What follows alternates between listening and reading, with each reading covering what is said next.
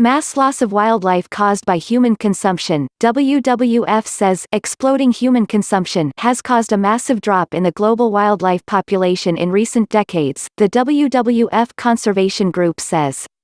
In a report, the charity says 60% of all vertebrates, mammals, fish, birds, amphibians and reptiles, were wiped out between 1970 and 2014.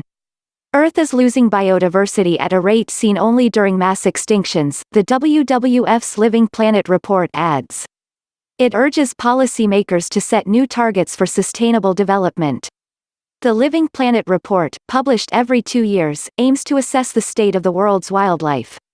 The 2018 edition says only a quarter of the world's land area is now free from the impact of human activity, and the proportion will have fallen to just a tenth by 2050.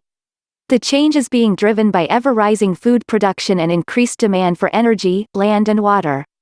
Although forest loss has been slowed by reforestation in some regions in recent decades, the loss has accelerated in tropical forests that contain some of the highest levels of biodiversity on Earth, the report notes. It says South and Central America suffered the most dramatic decline in vertebrate populations, an 89% loss in vertebrate populations compared with 1970. Marine freshwater species are particularly at risk, the report says. Plastic pollution has been detected in the deepest parts of the world's oceans, including the bottom of the Mariana Trench in the Pacific. Freshwater species, living in lakes, rivers and wetlands, have seen an 83% decline in numbers since 1970, according to the report.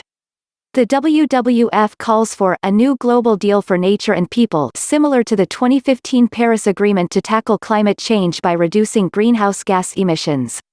Decision makers at every level need to make the right political, financial and consumer choices to achieve the vision that humanity and nature thrive in harmony on our only planet, the report says. The data, gathered from peer-reviewed studies, covers more than 16,700 populations belonging to 4,000 species around the world. The WWF's methodology has been criticized. One conservationist told the BBC in 2016 that the data in the 2016 report was skewed towards Western Europe, where figures were more readily available.